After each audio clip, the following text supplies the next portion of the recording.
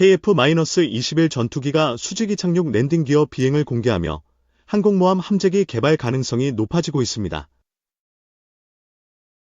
현재 KF-21은 사우디아라비아를 포함한 중동 두 개국과 수출 협상을 진행 중이며 빠르고 완벽한 사업 진행 속도에 외신들도 주목하고 있습니다. 이 과정에서 KF-21이 항공모함 탑재형 전투기로 개량될 가능성이 제기되었으며 이를 위한 랜딩 기어 변경이 포착되었습니다. 광산 전시회에서 공개된 KF-21 해군형 모델에는 새롭게 설계된 랜딩 기어 위치가 반영되어 있어 함재기 개발이 본격적으로 시작된 것으로 보입니다. KF-21 해군형 개발은 한국이 항공모함 운용 기술을 습득하는 최적의 방식으로 평가됩니다. 한국항공우주산업 KA는 공군용 KF-21과 함재기형 KF-21의 차이점을 연구 중이며 함재기 전용 랜딩 기어를 적용한 KF-21N 설계를 진행하고 있습니다. 항공모함에서 운용될 함재기는 공군 전투기와 달리 착륙 시 강한 충격을 견뎌야 하므로 랜딩 기어 강화와 준할계 면적 확대가 필수적입니다. 함재기는 단거리 이착륙을 위해 준할계 면적이 공군형 대비 1.5배 이상 확장되어야 하며 착함 시 충격을 분산시키기 위한 랜딩 기어 위치 변경이 필요합니다. 현재 공군용 KF-21은 랜딩 기어가 준할계와 동체 사이에 위치하여 안정적인 활주로 착륙이 가능하지만 항공모함에서 운용되는 함재기는 급격한 각도로 강하게 착륙해야 합니다. 미 해군의 F-35B 조종사들은 이러한 착륙 방식이 고도의 집중력과 대담한 기술을 요구한다고 평가하며 함재기 운영의 난이도를 강조하고 있습니다. 이에 따라 KF-21의 해군형 모델은 착함 충격을 견딜 수 있도록 랜딩 기어 위치를 최적화하고 있으며 항공모함에서의 원활한 운용을 위해 설계가 수정되고 있습니다. 또한 랜딩 기어의 안정성을 확보하기 위해 오버턴 앵글을 낮추는 기술이 적용될 예정입니다. 일반적인 공군 전투기는 63도 정도의 오버턴 앵글을 가지지만 함재기는 54도 이하로 설계되어야 합니다. 이러한 설계를 위해 랜딩 기어의 폭을 넓히거나 높이를 조정해야 하며 캐안은 이를 위해 랜딩 기어 페어링을 추가하는 방안을 검토하고 있습니다. 함재기 특성상 착륙 시 높은 기술을 유지해야 하므로 엔진이 갑판에 충돌하지 않도록 일정한 랜딩 기어 길이를 확보하는 것도 중요합니다. KF-21 함재기가 실현될 경우 한국 해군은 항공모함에서 운용 가능한 자체 개발 전투기를 보유하게 되어 전략적 가치를 극대화할 수 있습니다. 중국과 일본이 항공모함 전력을 강화하는 상황에서 한국 역시 항공모함과 함재기 개발을 통해 해양 방위력을 향상시키는 것이 필수적입니다. 특히 KF-21은 무인기와의 연계를 고려한 설계를 적용하고 있어 미래 6세대 전투기와 유사한 운용 개념이 도입될 가능성이 높습니다. 한국은 KF-21 함재기 개발을 통해 항공모함 운영 기술을 축적하고 이를 기반으로 향후 스텔스 성능이 강화된 모델을 개발할 수 있습니다. 이번 랜딩 기어 설계 변경이 공개되면서 KF-21의 해군형 모델이 실전 배치될 가능성이 한층 높아졌으며 향후 개발 동향에 대한 관심이 집중되고 있습니다. 한국 방산업체들의 기술력이 전 세계적으로 인정받고 있는 만큼 KF-21이 글로벌 시장에서 경쟁력을 확보하며 해군 전력 강화에 기여할 것으로 기대됩니다. 전투기는 현대 전장에서 가장 중요한 무기 중 하나예요. 공군력이 강한 국가는 전쟁에서 우위를 점할 수 있으며 강력한 전투기 전력은 국가 안보와 직결되어 미국, 러시아, 중국 등 군사 강국들은 수천 대의 전투기를 보유하고 있으며 첨단 스텔스 기술과 무장 능력을 지속적으로 발전시키고 있어요. 한국도 KF-21 보람의 개발을 통해 전투기 전력을 강화하고 있죠. 그렇다면 세계에서 가장 많은 전투기를 보유한 국가는 어디일까요? 그리고 한국은 전 세계적으로 어느 정도의 전투기 전력을 갖추고 있을까요? 전투기는 공군력의 핵심이며 현대 전장에서 가장 중요한 무기 중 하나예요. 강력한 전투기 전력은 적의 공중 침입을 막고 전략적 타격을 수행하는 데 필수적이에요. 특히 5세대 스텔스 전투기의 등장으로 공중 우위를 장악하는 것이 더욱 중요해졌어요. 미국의 F-35, 중국의 J-20, 러시아의 Su-57 같은 최신 전투기는 적의 레이더에 탐지되지 않고 정밀 타격이 가능해요. 또한 현대 전투기는 공중전뿐만 아니라 정찰, 전자전, 지상 타격 등 다양한 임무를 수행할 수 있어 다목적 플랫폼으로 발전하고 있어요. 강력한 공군력을 갖춘 국가는 국제안보에서 중요한 역할을 하며 방위산업 발전과 경제적 이익도 함께 가져올 수 있어요.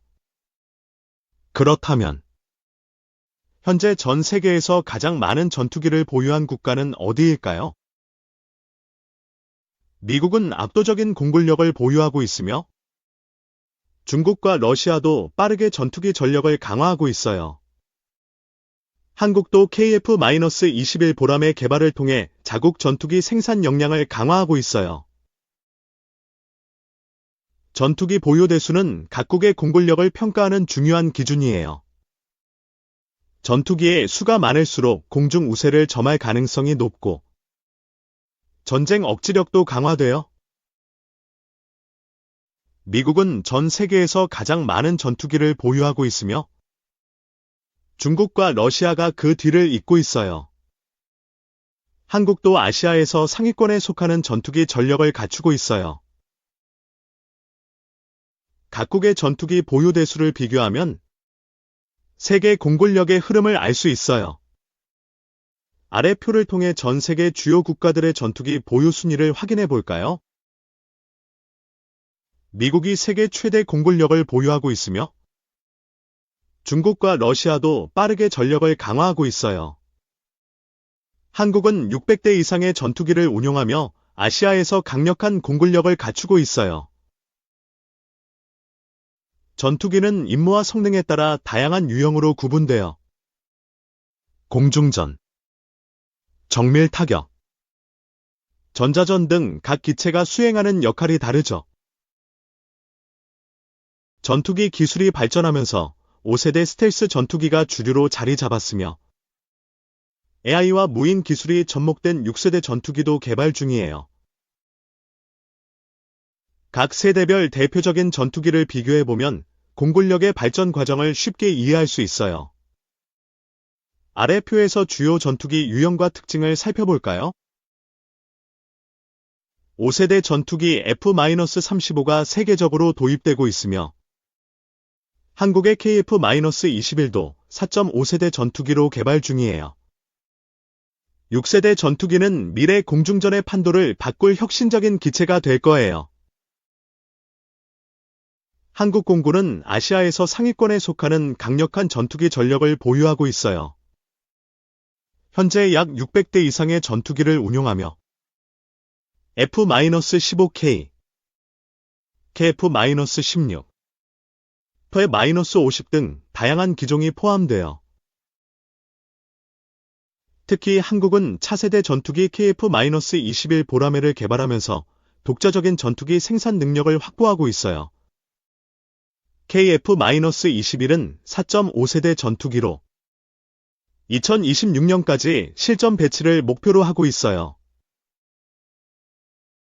또한 한국은 미국의 F-35 스텔스 전투기를 도입해 공중 우위를 확보하고 있으며 앞으로 추가 도입 계획도 있어요.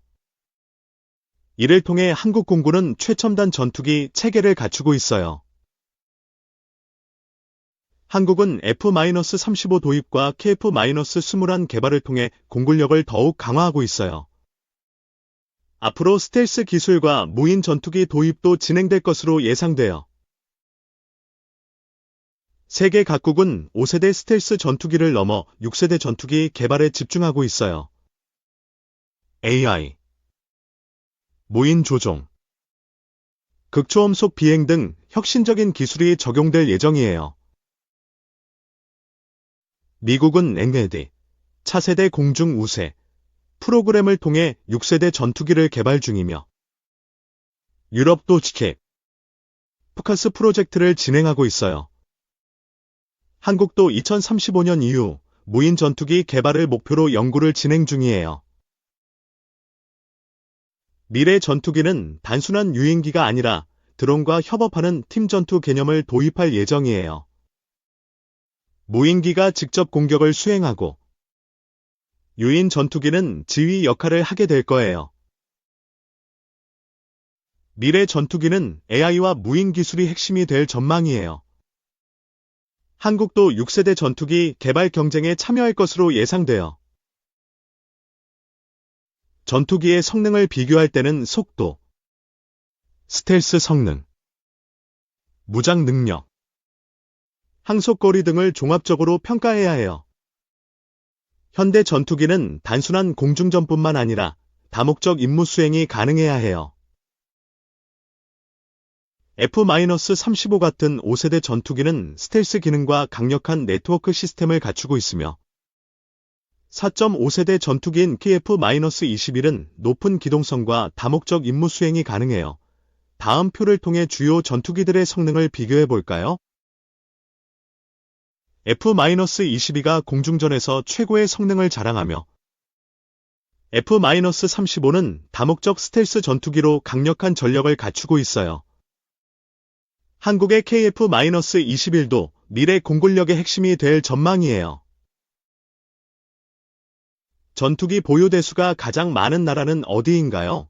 미국이 약 2,800대 이상의 전투기를 보유하며 세계 1위예요.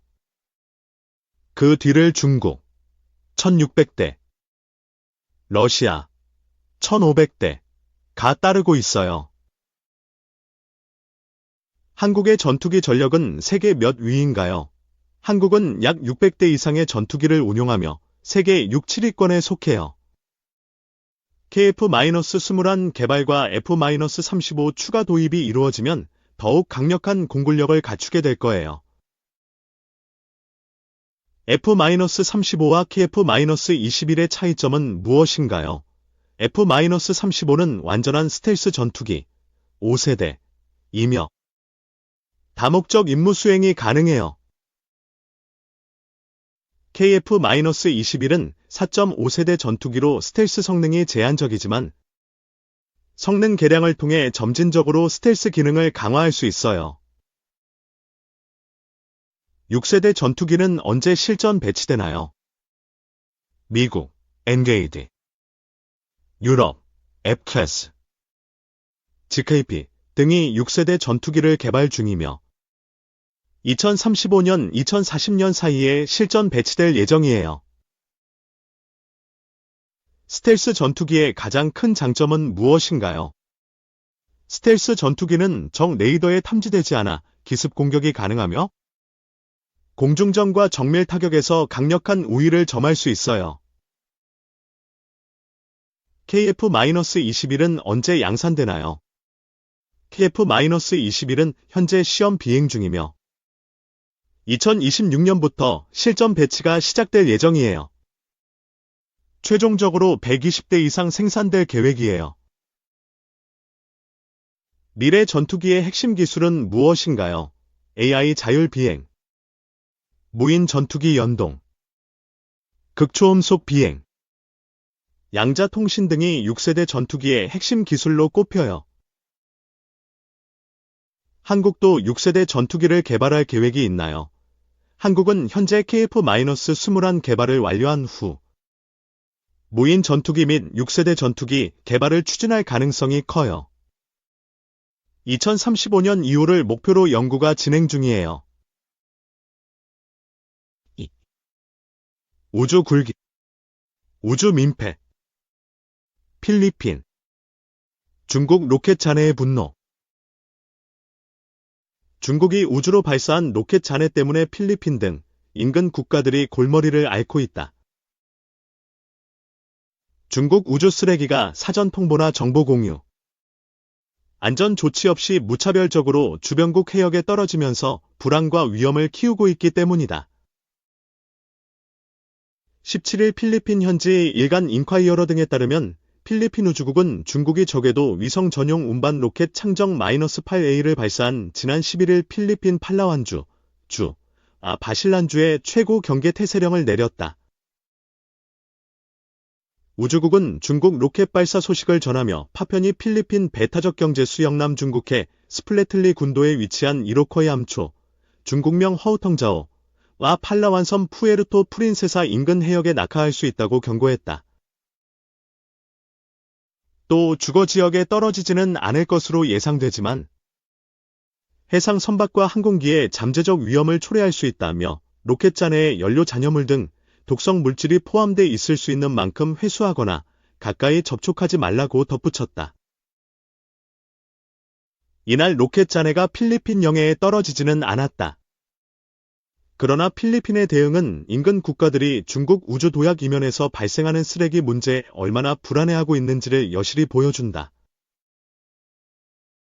중국은 2030년까지 유인 우주선을 통해 달에 사람을 보내고 우주 기지를 건설하겠다는 목표 아래 우주 굴기를 가속화하고 있다.